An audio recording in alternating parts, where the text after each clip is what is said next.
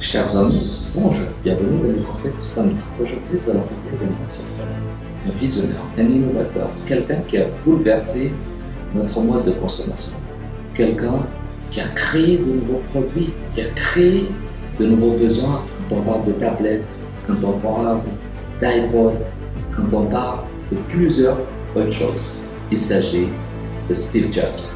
Si on parle de l'entrepreneuriat, du leadership, de la stratégie et des investissements, je suis Prosper Anselmo.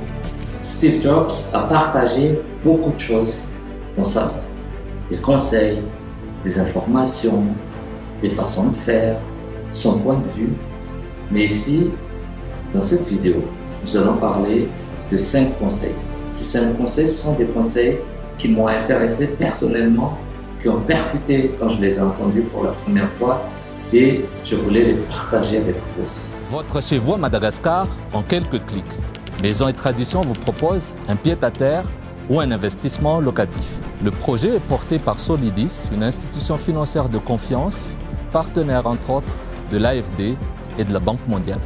Maison et Tradition allie un gain de temps, pas de recherche de terrain, des constructions effectuées et suivies par des professionnels, mais aussi la sérénité et un emplacement accessible.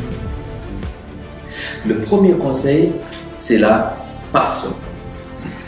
Steve Jobs a dit que pour pouvoir bien faire, pour pouvoir mieux faire, pour pouvoir aller au-delà des codes, pour pouvoir penser d'une autre manière, autre que la manière rationnelle, il faut être passionné. Les passionnés n'ont pas de limite. Ils ont toujours envie de continuer. Ils ont toujours envie d'améliorer. Ils ont toujours envie de trouver la meilleure façon de faire ce qu'ils font. Être passionné, c'est un élément essentiel aussi pour la persévérance. Les passionnés n'ont pas de limite. Et il a dit, quand on recrute généralement des passionnés, des gens avec qui on passe des heures et des heures de parler d'une chose, d'un projet, d'un produit, d'un service. Et aussi, ce sont des gens qui se donnent à fond pour tout ça. Il n'y a pas plus motivé que ces gens. Toujours en continuité de cette idée, Steve Jobs a dit que un des éléments les plus importants qui doit être assumé par chaque entrepreneur, par chaque leader, par chaque manager d'une société ou d'un groupe de société, c'est la fonction recrutement. Il encourage de recruter des gens qui partagent notre vision, des gens qui comprennent les objectifs. Il a dit, il préfère même prendre des gens qui n'ont pas d'expérience du tout que de prendre quelqu'un qui ne partage pas la même vision que lui. Je vous donne un exemple. Quand, je ne sais pas si un jour vous avez l'occasion de lire sa biographie ou de regarder le film sur Steve Jobs, vous allez forcément passer par ce passage. Un jour, Steve Jobs, quand ils ont commencé à mettre en place le Macintosh, il s'est intéressé beaucoup dans tout ce qui facilitait. Vous savez, les ordinateurs avant, c'était des gros trucs, on ne peut pas les avoir à la maison. C'était des choses partagées par plusieurs mondes dans des bureaux. Donc l'idée de Macintosh, c'est que chaque personne, d'ailleurs c'était ça leur vision au début, chaque personne a un ordinateur chez eux. Faciliter l'utilisation de l'ordinateur. Dans cette facilitation, qu'est-ce qu'ils ont dit? On peut commencer par ce que les gens utilisent le plus, le texte. Donc, quand ils ont fait une réunion de travail, discuter de la manière de mettre en place un système de traitement de texte, Steve Jobs a toujours insisté sur le fait que ça doit être joli, ça doit être sexy, qu'il doit y avoir un minimum comme avoir des polices, pouvoir mettre en gras, en italique et tout ça. Et lors d'une réunion de présentation avant la mise en production d'un Macintosh, il y avait son ingénieur, son meilleur ingénieur, et c'est même pas son meilleur ingénieur, c'est le meilleur ingénieur de toute la Silicon Valley. Et Steve Jobs a remarqué lors du démo qu'on n'a pas parlé de police. Donc il a demandé, est-ce que vous pouvez revenir sur la partie police? Le monsieur a dit, non, la police, on n'a pas pu le faire. Ok, on n'a pas pu le faire. Et quand est-ce qu'on va le faire? Non, non, pour cette fois, pour cette sortie, on ne va pas s'intéresser à la police, il nous manque du temps.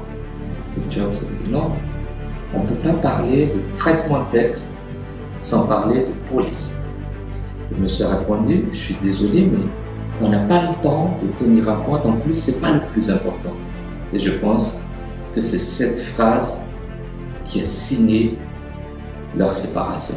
Steve Jobs a dit, on prend tous les temps nécessaires. Et j'aimerais travailler avec des gens qui acceptent ma vision, qui marient ma vision. Et comme vous n'êtes pas à la hauteur de ce qu'on attend, j'aimerais vous écarter. Et le monsieur a dit dire que je suis mis à la porte. Et là, Steve Jobs explose. Oui, dorénavant, tu ne travailles plus dans cette boîte. Donc voilà, pour lui, l'intérêt commun prime. Et c'est important dans chaque structure pour pouvoir avancer ensemble, pour avoir une compréhension mutuelle de où est-ce qu'on veut aller. Troisième point, pour Steve Jobs, l'obstacle est une opportunité. Ça, j'aime bien. Il a raconté sa vie en tant que fondateur d'Apple, avec l'arrivée des associés qui ont ramené des fonds. Les associés ont ramené un technicien pour appuyer le développement d'Apple. Donc, dans cette démarche, bien évidemment, il y avait un problème de vision. L'autre pensait trop à tout ce qui est rentabilité et Steve Jobs pensait dans tout ce qui est technologie, innovation et amélioration continue. Donc, l'autre voulait revoir le budget de R&D, l'autre veut faire monter le prix et aller prendre de l'avance par rapport aux autres concurrents. Ça n'a pas trop marché. Le conseil d'administration a décidé.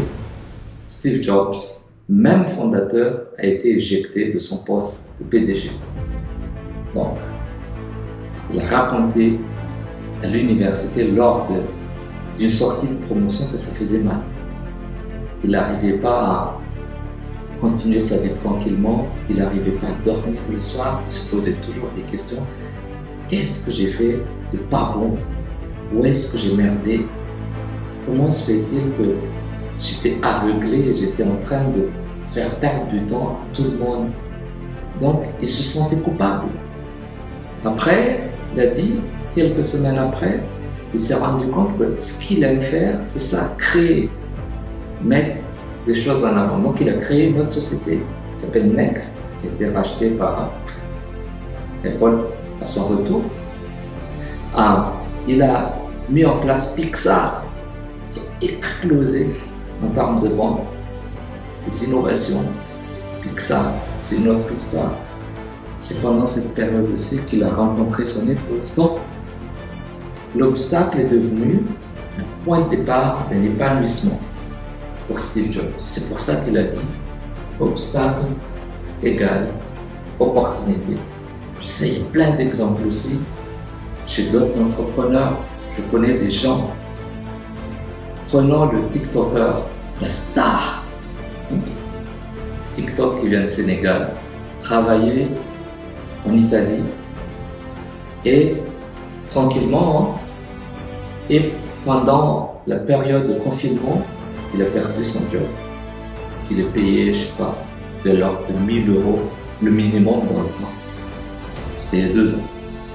Il a commencé à faire son TikTok, ça a commencé à attirer des gens, et aujourd'hui, c'est une star de TikToker, et il vit très très bien, il côtoie les grandes personnalités, les grandes stars de ce monde entier avec son job. Il s'agit bien sûr de Kobe Lam. 4e conseil, c'est faire le meilleur produit possible.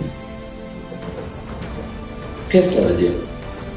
Ça veut dire savoir écouter le marché, savoir écouter les feedbacks Il a dit quand on lance un produit, on peut faire les études, poser des questions, évaluer, mais il y a toujours une surprise quand on lance en grandeur nature un produit.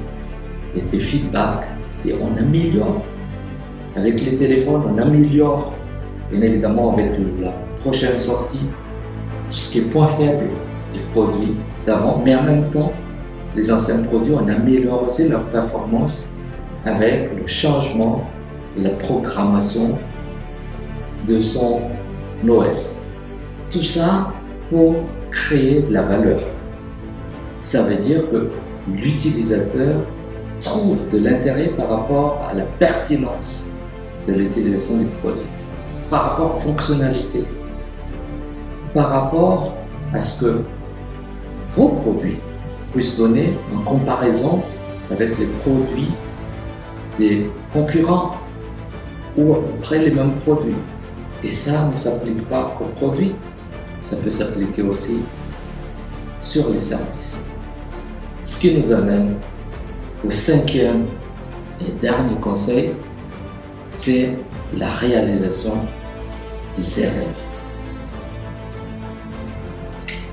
Steve Jobs aime toujours dire que la vie est courte, qu'il faut vivre sa passion, qu'il faut tester des choses, qu'il faut prendre le temps en fait de faire des erreurs. Avec les erreurs, on s'améliore. Vivre ses rêves. Si on essaie de travailler de manière fermée, de suivre les autres, on aura peut-être un regret un jour. D'ailleurs, certains points de vue sont partagés avec les grands entrepreneurs. Récemment, j'ai fait un partage du comportement et du point de vue de Jeff Bezos. Lui aussi, il a dit, de toute façon, on va tous regretter ce qu'on a fait. Mais on va plus regretter ce qu'on n'a pas fait. Ce qu'on a fait, on voit le résultat. Ce qu'on n'a pas fait, il y a une grosse point d'interrogation. Et si de toute manière on doit regretter, je préfère tester et voir que de regretter quelque chose que j'ai jamais pu faire. Donc voilà, réaliser ses rêves, c'est écouter son intuition, c'est tester ce qu'on pense, c'est aller de l'avant, bien évidemment, en écoutant les autres, en essayant d'aller vers les autres passionnés, de se partager des informations, d'être avec des gens du secteur, de faire appel à des analyses et des conseils d'experts. Mais même si c'est tout ça, la curiosité personnelle, ce qu'on veut faire personnel, même si tout ce bon monde dit il ne faut pas le faire, ça ne va pas marcher. En fait, ce qu'on doit écouter, c'est notre cœur. Pourquoi? Parce que quand ça marche, on sera content. Si ça ne marche pas, bien évidemment, on a testé. Sur ce, je vous propose un rappel visuel, avoir de la passion, assurer le recrutement, obstacle égale opportunité, meilleur produit possible à chaque fois et réaliser ses rêves. On se reverra la semaine prochaine avec une vidéo d'une autre température qu'ici. Là, on est à Madagascar, il fait à peu près 30 degrés, super chaud. C'était prévu d'être tourné dehors au début, et après on a décidé de ramener le tournage à l'intérieur. Mais sinon, pour les prochains, ça va aussi être à l'intérieur parce qu'il fait très très froid en Hambourg actuellement. Donc voilà, mesdames et messieurs, bon week-end à tous et à la prochaine. Ciao.